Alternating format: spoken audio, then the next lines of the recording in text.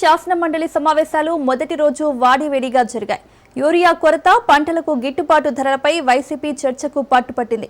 రైతు సమస్యలపై వైసీపీ ఎమ్మెల్సీలు ఆందోళనతో సభ మొదటిసారి వాయిదా పడింది. మరోవైపు తిరుపతిలో జరుగుతున్న వరుస సంఘటనలపైన సభలో హాట్ గా చర్చ జరిగింది. తిరుమల సంఘటనలపై మంత్రి ఆనం తీరుకి నిరసనగా వైసీపీ సభ్యులు సభ నుంచి వాకౌట్ చేశారు.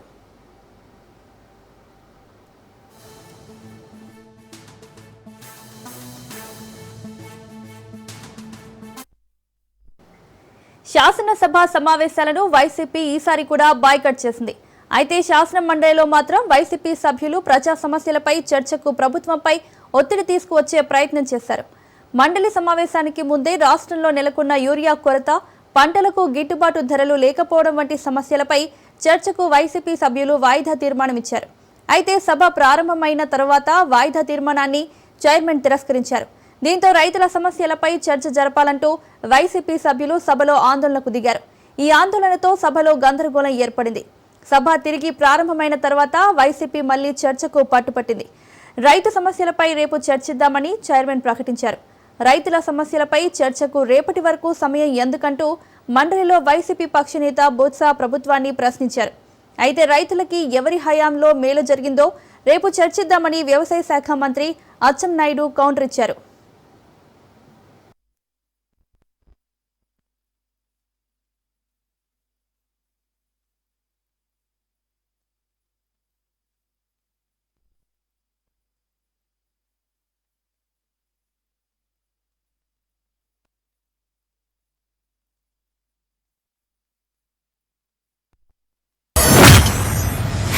ఈ రోజు రెడీగా ఉన్నాము. ఈ ఇష్యూ మీద డిస్కస్ చేయడానికి ప్రభుత్వం సిద్ధంగా ఉంది. ప్రభుత్వానికి కూడా అవసరము. యూరియా గాని వ్యవసాయ ఉత్పత్తుల మీద గాని ప్రభుత్వం ఏ నిర్ణయాలు తీసుకుంది, ఏ విధంగా ఈ రాష్ట్రంలో రైతులకు ఆదుకుందనే విషయం చెల్లవలసినటువంటి అవసరం ఉంది. కాబట్టి మీకు ముందుగా చెప్పాను అధ్యక్ష, మీరు ఎప్పుడు సమయం ఇస్తప్పుడు చర్చించడానికి, డిస్కస్ చేయడానికి ప్రభుత్వం సిద్ధంగా ఉందని మీ ద్వారా సభ్యులకు తెలియజేస్తున్నాను. ప్రభుత్వం పారిపోవటం, ఈ చర్చ జరగాలి. వాస్తవాలు రాష్ట్ర రైతాంగానికి తెలియజేయాలి. గత ప్రభుత్వాలు ఏం చేశాయి, ఈ ప్రభుత్వం ఏం చేసింది, ఎందుకు ఈ సమస్య వచ్చింది, ఈ సమస్య పరిష్కరించడానికి ప్రభుత్వం ఏ నిర్ణయాలు తీసుకుంది, ఇప్పుడు ఉన్నటువంటి పరిస్థితి ఏంటనేది ఈ రాష్ట్రంలో ఉన్నటువంటి ప్రజలకి, రైతాంగానికి తెలియచేయవలసినటువంటి బాధ్యత గల ప్రభుత్వంగా మా మీద ఉంది. మేము సిద్ధంగా ఉన్నాము. ఇది అయిన తర్వాత బిఎస్సి మీటింగ్ పెడతారు. మీరు సమయం ఇవ్వండి. స్టేట్మెంట్ ఇవ్వమంటే స్టేట్మెంట్ ఇస్తాను. ఒకవేళ డిస్కషన్ పెడితే డిస్కషన్ మీకు సమాధానం చెప్తాను. వాస్తవాలు రైతులకు తెలియచేయాలి. యూరియా సమస్య, యూరియా వాడకం, దాని పరిస్థితులన్నీ రైతులకు అవగాహన కూడా రావాలి. ప్రత్యేకమైన పరిస్థితుల్లో మంత్రి గారు కూడా ఇప్పుడు మేము తయారుగా ఉంది, ప్రభుత్వం తయారుగా ఉన్నప్పుడు ఇప్పుడు చర్చించవచ్చు కదా. బిజినెస్ అంతా పోస్ట్పోన్ చేసి యూరియా మీద చర్చించమని అధ్యక్ష. ఎందుకు మళ్ళీ దానికి రేపు ఎల్లుండు అవతలాడు ఎందుకు అధ్యక్ష? రాష్ట్రంలో రైతాంగం అంతా కూడా ఎదురు చూస్తున్నారు. మాకు యూరియా కావాలి, మా పంట పండాలి, 10 కాలాల పాటు చల్లగా ఉండాలి అని కోరుకుంటున్నారు.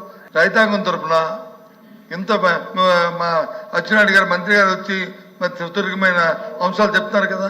అదే చెప్పనండి, చర్చలో అదే చెప్పనండి. మరి ఇంకెందుకు చర్చలో చెప్పనండి? మళ్ళీ రేపటి వరకు ఎందుకు వాయిదా? దేనికి వాయిదా అవసరం ఏంటి? బిఎస్సీలో తీసుకుందాం నిర్ణయం. మీరు అడిగిన దానికి మంత్రి గారు కూడా ఒప్పుకున్నారు కనుక. ఎందుకంటే రైతాంగం ఎంతో అత్యవసరమైన సమస్య అధ్యక్ష. ఇది రైతులంతా ఇబ్బంది పడుతున్నారు అధ్యక్ష. బయటని మాకేమి వ్యక్తిగత అంశం కాదు అధ్యక్ష, ఇది రాజకీయ ఉద్దేశం కాదు అధ్యక్ష. గత 5 సంవత్సరాలు నేను చెప్పాను కదా, గత 5 సంవత్సరాలు ఎక్కడనే ధర్నాలు జరిగాయి అధ్యక్ష. 5 సంవత్సరాలు ఎక్కడ క్యూలు ఉన్నాయి అధ్యక్ష. 5 సంవత్సరాలు పోలీసు జులుము వచ్చిందా అధ్యక్ష? ఎందుకు వచ్చినప్పుడు?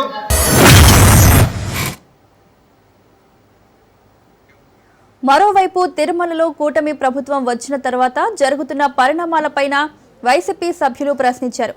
తిరుపతి, సింహాచలం వంటి పుణ్యక్షేత్రాల్లో భక్తులు మరణించడంపై ప్రభుత్వాన్ని నిలదీశారు. ఈ సందర్భంగా అధికార, ప్రతిపక్ష సభ్యుల మధ్య విమర్శలు, ప్రతి విమర్శలతో సభను మరోసారి వాయిదా వేశారు చైర్మన్. సభ తిరిగి ప్రారంభమైన తర్వాత వైసీపీ విమర్శలకు మంత్రి ఆనం సమాధానమిచ్చారు. రాష్ట్ర ప్రభుత్వం మంత్రిపై బురద జల్లుతున్నారని వైసీపీ సభ్యులపై ఫైర్ అయ్యారు. మంత్రి సమాధానంపై వైసీపీ సభ్యులు అభ్యంతరం వ్యక్తం చేశారు. ప్రభుత్వ తీరుపై నిరసన వ్యక్తం చేస్తూ శాసన మండలి నుంచి వాకౌట్ చేశారు.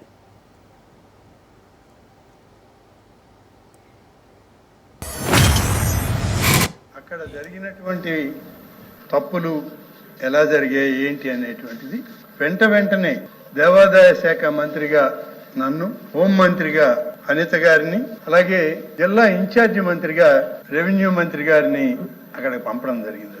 ఆ యొక్క సంఘటనలో బాధితులైనటువంటి కుటుంబాలని, అలాగే చనిపోయినటువంటి కుటుంబాలని పరామర్శించడం, హాస్పిటల్కి వెళ్ళి హాస్పిటల్లో మిగిలిన గాయాలు ఉన్నటువంటి వాళ్ళకి మెరుగైన వైద్యం అందించాలని చెప్పి వాళ్ళకి ఆదేశాలు ఇవ్వడం, ఘటన ఎలా జరిగింది అనేటువంటి వాస్తవాలను కూడా గౌరవ ముఖ్యమంత్రి గారు, ఉప ముఖ్యమంత్రి గారు ప్రత్యేకంగా పరిశీలించడం, తిరుమల నుంచి వాళ్ళ స్వార్థ రాజకీయాల కోసం ఆ టికెట్ కౌంటర్లని కిందకు తెచ్చారు అధ్యక్ష. దాన్ని కొనసాగించారు కొంతకాలం. దానివల్ల సరే కొన్ని తప్పులు ఆ జరిగినటువంటి సంఘటన రోజున ఇది కూడా ఒక కారణమైంది అధ్యక్ష. ఎంత పవిత్రంగా మనం అంశాన్ని మనం డిస్కస్ చేసుకుంటే అంత మంచిది. కానీ మా సోదరుడు సీనియర్ మంత్రి గారు మరి ఎందుకోసమో దాన్ని అంశాన్ని పక్కన పెట్టి కొత్త అంశాలను ఎత్తి తీసుకోవడం అనేది చాలా దురదృష్టకరం, అప్రస్తుతం కూడా. అది మేము ఒకటే అడుగుతున్నాం, 2 అంశాలు, ఒకటి తిరుపతి, ఒకటి వచ్చి సింహాచలం. ఇప్పుడు ఇంతకుముందు ఎప్పుడే సంఘటనలు జరిగాయి అంటే కాదు, జరిగింది దురదృష్టం. అది ఒక తప్పిదం, మానవ తప్పిదనం. దాన్ని మంత్రి గారి మాటల్లో కూడా అంగీకరించారు. అంగీకరించిన దానికి మా సభ్యులు అడిగిన ప్రశ్న ఏంటంటే అధ్యక్ష, ఏం చర్యలు తీసుకున్నారు, ఏ విధంగా చేస్తారని చెప్పారు. దాన్ని మొదట్లోనే వారు మాట్లాడినప్పుడు రికార్డులో ఉన్నాయి అధ్యక్ష, నేనేమి రికార్డు దాటి వెళ్ళట్లేదు. మాట్లాడినప్పుడు ఆగమన శాస్త్ర ప్రకారము 2 రోజుల నుండి 10 రోజులకి మార్చారు అనే అంశంతో మొదలుపెట్టారు. ఆ ప్రభుత్వాలు చేసామని చెప్పేసి 10 మంది 11 మంది, ఇక్కడ 6 అక్కడ 5 చనిపోయిన నేపథ్యంలో ఎవరు బాధ్యత వహిస్తారు? మరి మంత్రి గారు చెప్పారు కదా నేను బాధ్యత వహిస్తున్నానని. మళ్ళీ ఎందుకు మళ్ళీ సైట్కి మళ్ళీ జగన్మోహన్ మాజీ ముఖ్యమంత్రి గారి గురించి, లేకపోతే ఉప ముఖ్యమంత్రి గారి గురించి, లేకపోతే ముఖ్యమంత్రి గారి గురించి ఆ అంశం ఎందుకు వచ్చింది చర్చలోకి? తిరుపతి, సింహాచలం ఘటనలతో ప్రభుత్వానికి, మంత్రికి సంబంధం లేదా అని బొత్స ప్రశ్నించారు. ఈ ప్రభుత్వానికి ప్రజలు దేవుడు అంటే లెక్కలేదని, కోట్లాది మంది భక్తుల మనోభావాలను దెబ్బతీస్తున్నారని ఆరోపించారు. అందుకే ఈ ప్రభుత్వ వైఖరికి నిరసనగా సభను వాకౌట్ చేశామని చెప్పారు. బాధ్యత రాహిత్యంగా వ్యవహరిస్తున్న మంత్రి ఆనం రాజీనామా చేయాలని డిమాండ్ చేశారు బొత్స. ఇక 50 ఏళ్లకే ఎస్సీ, ఎస్టీ, బీసీ మహిళలకు పెన్షన్ వంటి హామీలపైన వైసీపీ సభ్యులు ప్రభుత్వాన్ని నిలదీశారు.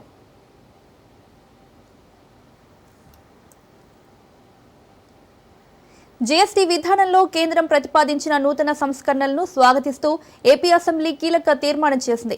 ఈ సంస్కరణలు దేశ ఆర్థిక వ్యవస్థలో ఒక గేమ్ చేంజర్ గా నిలుస్తాయని అభివర్ణించారు. కేంద్రం తీసుకున్న ఈ నిర్ణయం ప్రజలకు దసరా, దీపావళి పండుగలను ముందుగానే తీసుకువచ్చిందని ఆయన హర్షం వ్యక్తం చేశారు.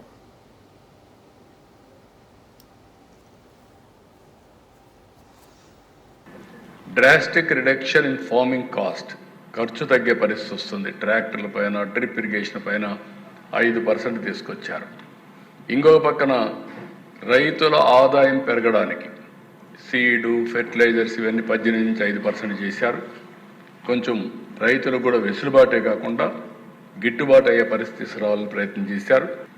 ఇక్కడ మీరు చూశారు దిశ, హెల్త్ పైన, ఎడ్యుకేషన్ పైన, ఫుడ్ పైన గణనీయమైనటువంటి ఇంపాక్ట్ వస్తుంది. ఎక్కడైతే no tax on health insurance ఇవి పెట్టారో దీనివల్ల హెల్త్ పైన ఇంపాక్ట్ వస్తుంది. ఎడ్యుకేషన్ పైన నోట్బుక్స్, పెన్సిల్స్ ఇవన్నీ కూడా తగ్గించారు కాబట్టి చాలా ఇంపాక్ట్ వస్తుంది. ఎసెన్షియల్ ఫుడ్ పైన చాలా డ్రాస్టిక్గా తగ్గించారు కాబట్టి కామన్ మ్యాన్కి ఫుడ్ ఐటమ్స్ అన్నీ అందుబాటులోకి వచ్చే పరిస్థితి వస్తుంది. Next, that is the beauty of the system. మీరు చూస్తే అందుకే నేను చెప్పింది, సంపద సృష్టిస్తేనే ఆదాయం వస్తుంది, ఆదాయం వస్తేనే డీబీటీ చేస్తాం. నేనేదో బటన్ నొక్కుతానంటే బటన్ నొక్కితే అక్కడ నీళ్లు ఉండాలి కదా, బటన్ పై నుంచి ట్యాప్లో నుంచి నీళ్లు రావడానికి. 2.7 crore హౌసెస్ బిల్డ్ చేశారు. గరీబ్ జీఎస్టీ సంస్కరణలు దేశ ప్రగతికి బాటలు వేస్తాయన్నారు AP deputy CM Pawan Kalyan. సంస్కరణలను ముందుండి నడిపిన నిర్మలా సీతారామన్ కృషి అభినందనీయమని ప్రశంసించారు. రాష్ట్ర ఆదాయానికి నష్టం కలిగిన సామాజిక ప్రయోజనాల కోసం సమర్థించామని తెలిపారు. చారిత్రాత్మక సంస్కరణలకు మద్దతు తెలిపిన తొలి రాష్ట్రం ఆంధ్రప్రదేశ్ అని స్పష్టం చేశారు పవన్ కళ్యాణ్.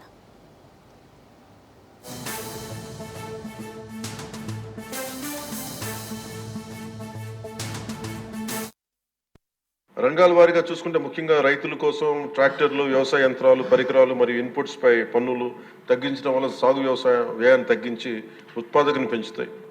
తద్వారా గ్రామీణ ప్రాంత ప్రజల ఆదాయాలు పెరుగుతాయి. ఆధునిక సాంకేతిక పరికరాల వినియోగం ప్రోత్సహించడం ద్వారా వ్యవసాయ వృద్ధి మరింత బలపడుతుంది. తక్కువ ఆదాయ కుటుంబాల కోసం పాలు కానీ, పెరుగు కానీ, పన్నీర్ లాంటి నిత్యావసర వస్తువులపై పన్ను 5% నుండి 0% తగ్గించడం ద్వారా రోజువారీ వ్యయాన్ని తగ్గిస్తూ ఉంది. నిత్యావసరాలు నెయ్యి కానీ, వెన్న కానీ, వంట పాత్రలపై పన్ను 12% నుంచి 5% తగ్గించడం కూడా కుటుంబ బడ్జెట్లకి ఇది చాలా ఉపశమనం కలిగిస్తుంది. అలాగే ప్రతి కుటుంబం కోసం ఉండే సబ్బులు కానీ, షాంపూలు కానీ, టూత్ పేస్ట్ వంటి వ్యక్తిగత సంరక్షణ ఉత్పత్తులపై పన్ను 18% నుంచి 18% నుండి 5% పరిమితం చేయడం ద్వారా వాటి ధరలు చాలా గణనీయంగా తగ్గుతాయి. తద్వారా ఆరోగ్యం, వ్యక్తిగత పరిశుభ్రత మెరుగుదల కనపడుతుంది. మధ్యతరగతి కుటుంబాల కోసం కార్లు, ఫ్రిడ్జ్లు, టీవీలు, ఎయిర్ కండిషనర్లపై పన్ను 28% నుంచి 18% తగ్గించడం ద్వారా వాటి ధరలు అందుబాటులోకి వచ్చి ప్రజల జీవన ప్రమాణాలు మెరుగుపడతాయి. అలాగే గృహ నిర్మాణానికి సంబంధించి సిమెంట్ పన్నుపై కూడా 28% నుంచి 18% తగ్గించడం ద్వారా గృహ నిర్మాణ వ్యయం తగ్గి సొంత ఇంటి కల సాకారం అవుతుంది. ఆరోగ్య రంగం కోసం ఔషధాలపై పన్ను 12% నుంచి 5%కి, అత్యవసర మందులపై పన్ను 5% నుంచి 0% తగ్గించడం ద్వారా రోగులకి చాలా కీలక ఉపశమనం కలిగి అందరికీ వైద్య సేవలు అందుబాటులోకి వచ్చి ప్రజా ఆరోగ్య సంరక్షణ మెరుగుపడుతుంది.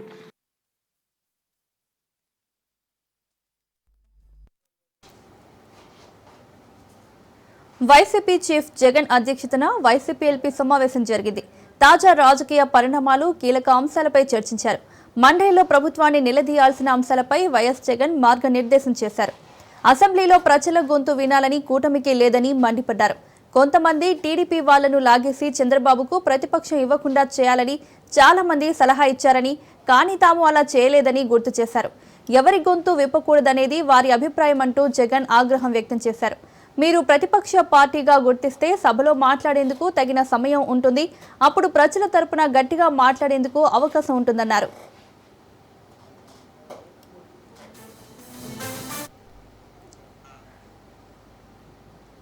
మంత్రి కేశినేని చిన్నికి ప్రజాసేవ పట్టదని వైసీపీ మాజీ మంత్రి పేర్ని నాని విమర్శించారు.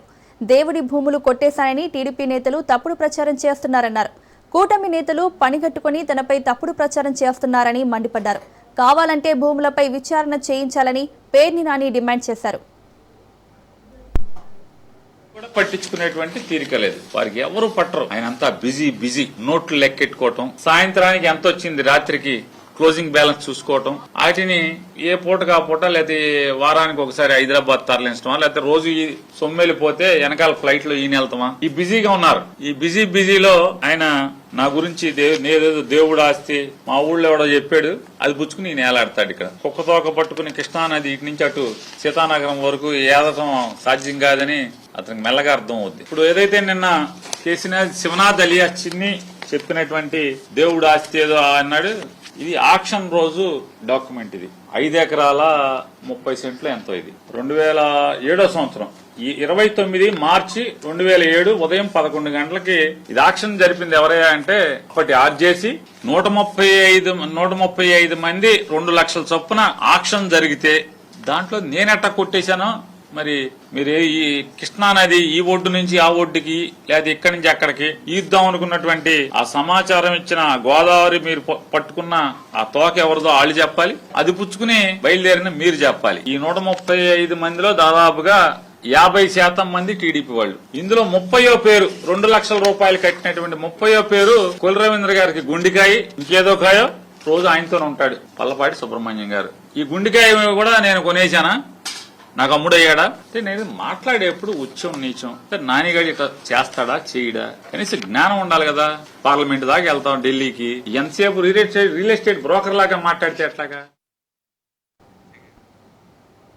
సీఈసీపై కాంగ్రెస్ అగ్రనేత రాహుల్ గాంధీ సంచలన ఆరోపణలు చేశారు. దేశంలో ఓట్ల దొంగతనం జరుగుతోందని, ఈ కుట్రకు పాల్పడుతున్న వారిని సాక్షాత్తు సీఈసీ జ్ఞానేష్ కుమార్ కాపాడుతున్నారని ఆరోపించారు.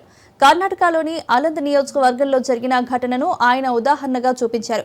అక్కడ ఏకంగా 6018 ఓట్లను అక్రమంగా తొలగించేందుకు ప్రయత్నం జరిగిందని రాహుల్ ఆరోపించారు. సోషల్ మీడియా వేదికగా సంచలన ట్వీట్ చేశారు రాహుల్ గాంధీ. త్వరలో భారత్లో కూడా జెన్సెట్ ఉద్యమం వస్తుందని జోసిన్ చెప్పారు. ఓట్ చోరీపై యువత విద్యార్థులు తిరుగుబాటు చేయడం ఖాయమన్నారు. యువతతో కలిసి తాను కూడా రోడెక్కుతానని ప్రకటించారు. రాజ్యాంగాన్ని కాపాడటమే ఇప్పుడు అందరి ముందున్న తక్షణ కర్తవ్యమన్నారు. I'm making such a direct accusation about this gentleman, Gyanesh Kumar. There is an ongoing investigation on this matter in Karnataka. The CID of Karnataka has sent 18 letters in 18 months to the Election Commission. And they have asked the Election Commission for some very simple facts. Number one, destination IP from where these forms were filled. Number two, give us the device destination ports from where these applications were filed. And number three, most important, give us the OTP trails, because when you file, you have to get an OTP. The CID of CM Revanth Reddy ఢిల్లీకి వెళ్లనున్నారు. రేపు అక్కడ జరగబోయే investors సమావేశంలో పాల్గొనేందుకు హైదరాబాద్ నుంచి బయలుదేరి వెళ్లనున్నారు. ఈ ఢిల్లీ టూర్లో భాగంగా పలువురు కేంద్ర మంత్రులను కలిసి రాష్ట్రానికి రావాల్సిన నిధులు, ప్రాజెక్టులతో పాటు వివిధ అంశాలపై సీఎం చర్చించే అవకాశం ఉంది. అలాగే కాంగ్రెస్ పార్టీ అధిష్టానం పెద్దలతోనూ రేవంత్ రెడ్డి కలవనున్నట్లు తెలుస్తోంది. రాష్ట్రంలో తాజా రాజకీయ పరిస్థితులపై హైకమాండ్తో చర్చించే అవకాశం ఉంది. ముఖ్యంగా స్థానిక సంస్థల ఎన్నికల అంశంలో ముంచుకొస్తున్న కోర్టు విధించిన గడువు, బీసీ రిజర్వేషన్ల విషయంలో పార్టీ నిర్ణయంపై చర్చించే అవకాశాలున్నాయి. అలాగే పార్టీలో పదవులపై చర్చించే ఛాన్స్ ఉంది.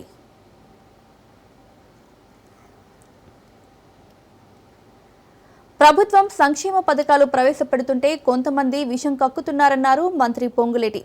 పాముకు కోరల్లో విషం ఉంటే కొందరి నాయకులకు ఒళ్లంతా విషమే అని విమర్శించారు.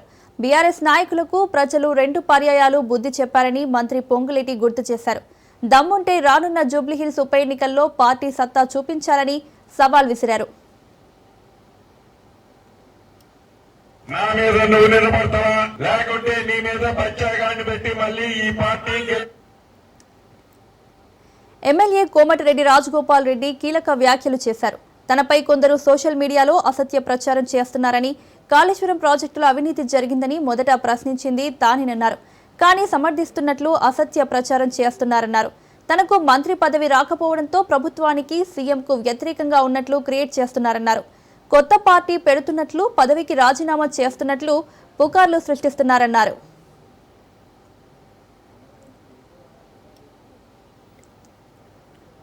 అబద్ధాలని మా వ్యక్తిగతంగా మా ఇమేజ్ పాడు చేసే విధంగా ఎన్నో కథనాలు వస్తున్నాయి. అసలు కాళేశ్వరం ప్రాజెక్టు గురించి తెలంగాణ రాష్ట్రంలో గత అసెంబ్లీలో టీఆర్ఎస్ ప్రభుత్వం వ్యతిరేకంగా ఒక పెద్ద కుంభకోణం 1,00,000 కోట్లు అప్పు తీసుకొచ్చి కడితే ఈ ప్రాజెక్టు కరెక్ట్ ప్రాజెక్టు కాదు, గ్రావిటీ ద్వారా తుమ్మిడిహట్టి నుంచే నీళ్లు తీసుకురావాలి, గతంలో ఏదైతే పెట్టినామో ప్రాజెక్టు ప్రాణహిత చేవెళ్ళ అదే కరెక్ట్, కాంట్రాక్టర్లు దోచుకుంటేందుకు పెట్టిన కాళేశ్వరం ప్రాజెక్ట్ అని చెప్పడం జరిగింది. ఉమ్మాటికి అవినీతి జరిగిందనేది అందరికంటే ముందు రాష్ట్రంలో నేను శాసనసభ్యునిగా ఉన్నప్పుడు అసెంబ్లీ సాక్షిగా చెప్పిన అదే విషయాన్ని వక్రీకరించి మళ్ళీ ఈరోజు నేను ప్రభుత్వానికి నాకు మంత్రివర్గంలో స్థానం కల్పించినందుకు నేను ఏదో ప్రభుత్వం మీద వ్యతిరేకత, రేవంత్ రెడ్డి గారి మీద వ్యతిరేకంగా ఉన్నా అని భావించి నా మీద ప్రభుత్వానికి, రేవంత్ రెడ్డి ప్రభుత్వానికి, ముఖ్యమంత్రి గారికి వ్యతిరేకంగా నేను మాట్లాడని విషయాలు కూడా సృష్టించి అబద్ధాలని సోషల్ మీడియా ద్వారా ప్రచారం చేస్తున్నారు. వాటన్నిటిని తీవ్రంగా ఖండిస్తున్నా. అందుకని ఈ మీడియా ద్వారా తెలంగాణ ప్రజలందరికీ కూడా చెప్తున్నా,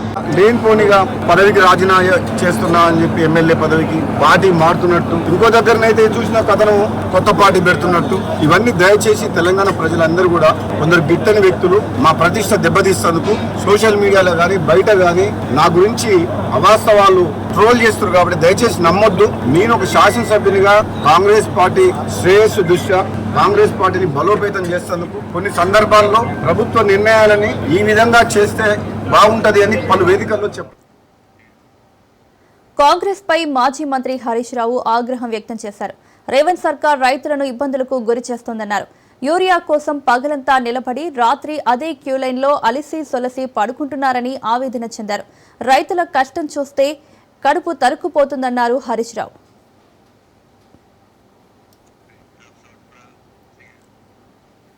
కాంగ్రెస్ ప్రభుత్వంపై బీఆర్ఎస్ మాజీ ఎంపీ వినోద్ తీవ్ర స్థాయిలో ధ్వజమెత్తారు.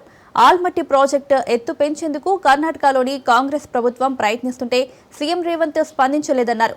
సుప్రీంకోర్టు స్టే పెండింగ్ లో ఉండగానే కర్ణాటక ఆల్మట్టి ఎత్తు పెంచడానికి తీసుకున్న నిర్ణయంపై తక్షణమే మన రాష్ట్ర ప్రభుత్వం స్పందించాలని వినోద్ డిమాండ్ చేశారు. చెప్పిండ్రు అరే అది ఒకటే సంవత్సరానికి అది, ఎందుకంటే మొదటి సంవత్సరము అప్పటి వరకు తెలంగాణ వచ్చింది, నీళ్ళు ఆపుకునేటువంటి ఒక సంవత్సరంలో ప్రాజెక్టులు కట్టేది లేదు కదా, ఈ సంవత్సరం అని చెప్పి చాలా స్పష్టంగా దాంట్లో చెప్పిన లేఖ ఉన్నది. మరి ఈయన తెలిసి ఉండి కూడా మరి తప్పుడు సమాచారంతో మాట్లాడతాడు. ఆయనకు తప్పుడు సమాచారం ఇస్తున్నా నేను అనడం లేదు, ఆయనకు తెలిసి కూడా తప్పుడు మాట్లాడతాడు రేవంత్ రెడ్డి గారు. నీకు ఎన్నిసార్లు చెప్పినావు కేసీఆర్ గారు ఒక 1 year అని చెప్పినావు, మరి ఈ రోజు కూడా అంతకంటే ఎక్కువనే వాడుకుంటుంది మరి ఆంధ్రప్రదేశ్. మీ గురువే అక్కడ ముఖ్యమంత్రి చంద్రబాబు నాయుడు. మరి ఇప్పుడు మేము అనొచ్చా మన ప్రాజెక్ట్ కట్. సిరిసిల్ల జిల్లా కలెక్టర్పై సర్కార్ సీరియస్ అయింది. ప్రజాపాలనపై ఎందుకు నిర్లక్ష్యం వహించారని ప్రశ్నించింది. ఆహ్వాన పత్రికలో స్పీచ్ ఎందుకు ఏర్పాటు చేయలేదని, వచ్చిన అతిథులకు తాగునీటి వసతి, స్వీట్లు ఏర్పాటు చేయలేదని, ఇక జాతీయ గీతాలాపన సమయంలో సైరన్ ఎలా మోగిస్తారని నిలదీసింది. మొత్తం ఘటనపై వివరణ ఇవ్వాలని కలెక్టర్కు మెమో జారీ చేసింది ప్రభుత్వం.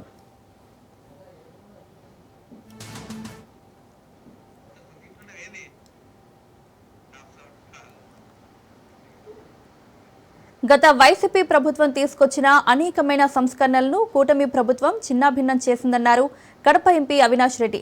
రాష్ట్రంలో జరుగుతున్న పరిణామాలు ఆందోళనకు గురి చేస్తున్నాయన్నారు. ఆరోగ్యశ్రీ పథకాన్ని పూర్తిగా పక్కన పెట్టేశారని, విద్యార్థుల కోసం ప్రవేశపెట్టిన విద్యా దీవెన, వసతి దీవెన వంటి పథకాలు సైతం ఎత్తేశారని తెలిపారు. గతంలో రాజశేఖర రెడ్డి గారు చేసినటువంటి మంచి పనులు, ఆ తర్వాత జగన్మోహన్ రెడ్డి గారు తీసుకొచ్చినటువంటి గొప్ప సంస్కరణలు, ఇవన్నీ కూడా చంద్రబాబు నాయుడు గారి హయాంలో పూర్తిగా నిర్వీర్యం చేస్తా ఉన్న పరిస్థితి వచ్చింది.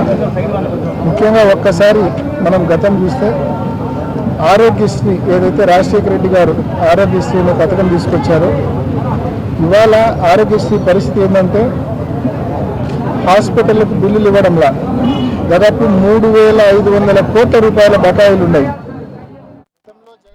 లిక్కర్ స్కామ్ కేసులో ఈడీ దూకుడుగా వ్యవహరిస్తోంది. తెలంగాణ, తమిళనాడు, కర్ణాటక, ఢిల్లీలోని 20 ప్రాంతాల్లో ఏకకాలంలో ఈడీ తనిఖీలు నిర్వహించింది. బినామీ, షెల్ కంపెనీలు, హవాలా ద్వారా నిధుల మళ్లింపుపై ఈడీ ఆరా తీసింది. లిక్కర్ కేసులో 3,500 కోట్ల స్కామ్ జరిగినట్లు ఈడీ గుర్తించింది.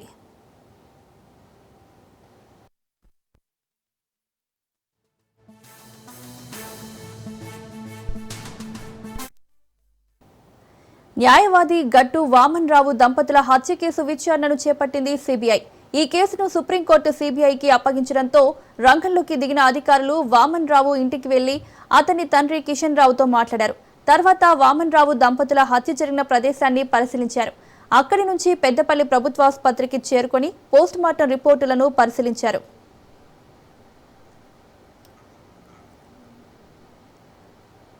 మావోయిస్టు పార్టీ రిలీజ్ చేస్తున్న వరుస లేఖలపై అనుమానాలు రేకెత్తిస్తున్నాయి. ఇప్పటికే అభయ్ పేరిట లేఖ విడుదలైంది. ఈ లేఖ వెలుగులోకి వచ్చిన కొద్ది గంటల్లోనే మావోయిస్టు పార్టీ నుంచి మరో సంచలన లేఖ విడుదలైంది. సోను పేరుతో 6 పేజీల లేఖ వెలుగులోకి వచ్చింది. తమ ఓటమిని ఒప్పుకుంటున్నామని సోను లేఖలో తెలిపారు. శత్రువులు చేసిన దాడిలో ఎంతో మంది కామ్రేడ్స్ ను కోల్పోయామని, అమరవీరులందరికీ పేరు పేరున జోహార్లు అర్పిద్దామన్నారు. ప్రస్తుత పరిస్థితులను అర్థం చేసుకోవడంలో విఫలమయ్యామన్నారు. ఇక్కడితో తమ పోరాటాన్ని ఆపేస్తున్నామని మావోయిస్టు నేత సోను లేఖలో తెలిపారు. ఆయుధాలను తాత్కాలికంగా వదిలేస్తున్నామనే అంశాన్ని స్పష్టంగా లేఖలో వేణుగోపాల్ పేర్కొన్నారు. కర్నూలు జిల్లా ఆదోని ఆరికల్ మెడికల్ కళాశాల వద్ద ఎస్ఎఫ్ఐ ఆధ్వర్యంలో ఆందోళన నిర్వహించారు. మెడికల్ కళాశాల వద్ద బైఠాయించి శాంతియుతంగా నిరసన తెలుపుతుండగా పోలీసులు ఎస్ఎఫ్ఐ నాయకులను అడ్డుకున్నారు. దీంతో కొంతసేపు ఉద్రిక్తత వాతావరణం నెలకొంది. పోలీసులకు, విద్యార్థులకు తోపులాట జరగడంతో స్వల్ప గాయాలయ్యాయి. పోలీసులు వెంటనే ఎస్ఎఫ్ఐ నాయకులను జీపులో ఎక్కించుకుని స్టేషన్కు తరలించారు. ప్రభుత్వం మెడికల్ కళాశాలను ప్రైవేటీకరణ చేయకుండా ఆపాలని డిమాండ్ చేశారు. లేని పక్షంలో ఆందోళన ఉధృతం చేస్తామని విద్యార్థులు హెచ్చరించారు.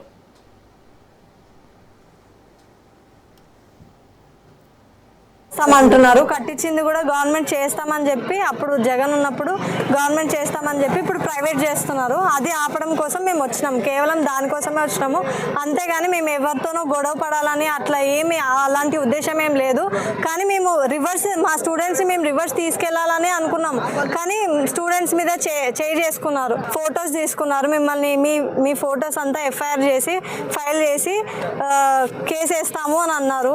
ఇది ఎక్కడ న్యాయం సార్? మాకి మెడికల్ కాలేజ్ ని ప్రైవేటీకరణ చేయకోకుండా మేము ఆపడానికి వచ్చాం సార్. మమ్మల్ని పోలీసులు మా స్టూడెంట్స్ మీద స్టూడెంట్స్ ని కొట్టారు సార్. ఇంకొకటి మా కోసం వచ్చిన అన్న వాళ్ళని పట్టుకొని పోయినారు సార్.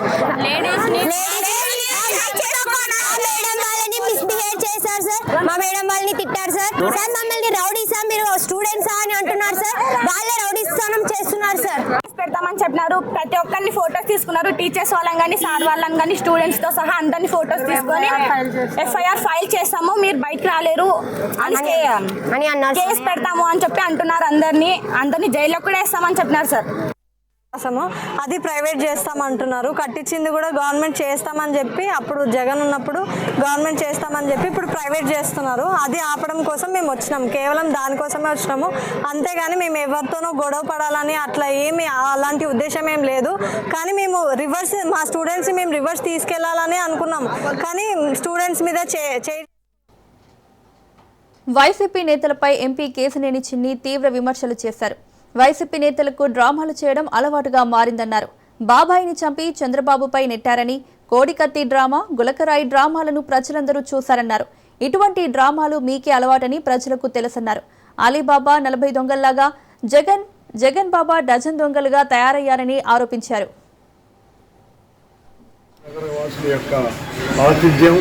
విజయవాడ నగరం యొక్క ప్రాచుర్యత ప్రజల ముందు అందరికీ తెలిసినదే. మళ్ళీ తెలుగుదేశానికి అన్ని డ్రామాలు వాళ్ళే చేసి అంటున్నట్టు వీళ్ళకున్న ప్రక్రియ, ఇది తెలిసిన ప్రక్రియ మనందరికీ కూడా తెలుసు. అదేవిధంగా వీళ్ళు మట్టి వ్యాపారం చేశారు, ఇసుక వ్యాపారం చేశారు, అన్నిటికన్నా బూడిద వ్యాపారం చేశారు. ఇటువంటి వ్యాపారాలన్నీ చేసి రేపు కోర్టులో అవన్నీ ప్రూవ్ అయిపోతున్నాయి. తప్పకుండా దీన్ని మళ్ళీ దొంగ అని అరిచినట్టు ఏదో ప్రజలు నమ్మిద్దామని. హైదరాబాద్ పాత బస్తీలో కురిసిన భారీ వర్షానికి నాలాలు, డ్రైనేజీలు పొంగిపొర్లాయి. చాంద్రాయనగుట్ట, ఫలక్నుమా, అలియాబాద్, ఉప్పుగూడ, గౌలీపుర, లలితాబాగ్ డివిజన్లలోని పలు కాలనీలలో మోకాళ్ల లోతు వరద నీరు చేరింది. స్థానిక ప్రజలు ఇంట్లో నుంచి బయటకి రాలేక తీవ్ర ఇబ్బందులు పడుతున్నారు. దుకాణాల్లోకి వర్షపు నీరు చేరింది. రహదారులపై వరద పొంగుతుండటంతో వాహనదారులు, పాదచారులు కదలలేని పరిస్థితి నెలకొంది. జీహెచ్ఎంసీ, హైడ్రా, జలమండలి అధికారులు సహాయక చర్యలు చేపట్టారు.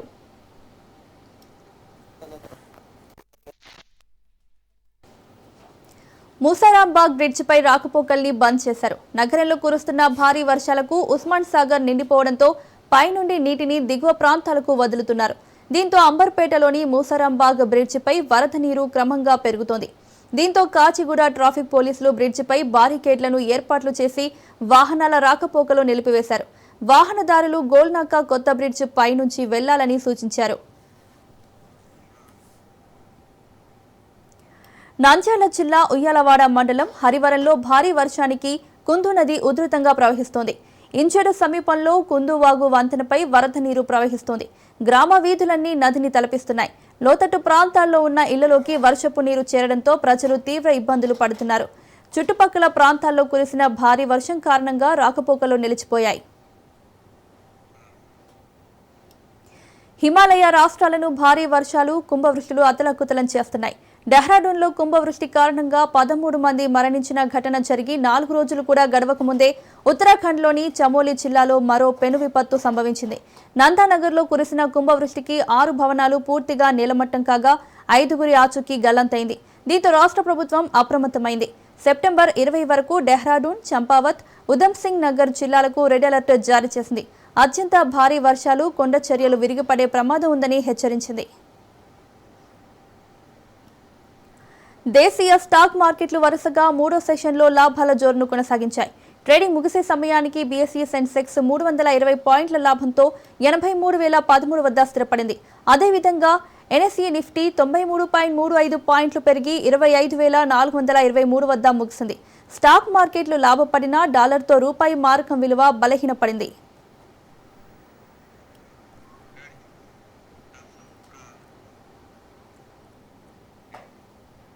కేవీ బులెటిన్ అప్డేట్స్ చూస్తూనే ఉండండి.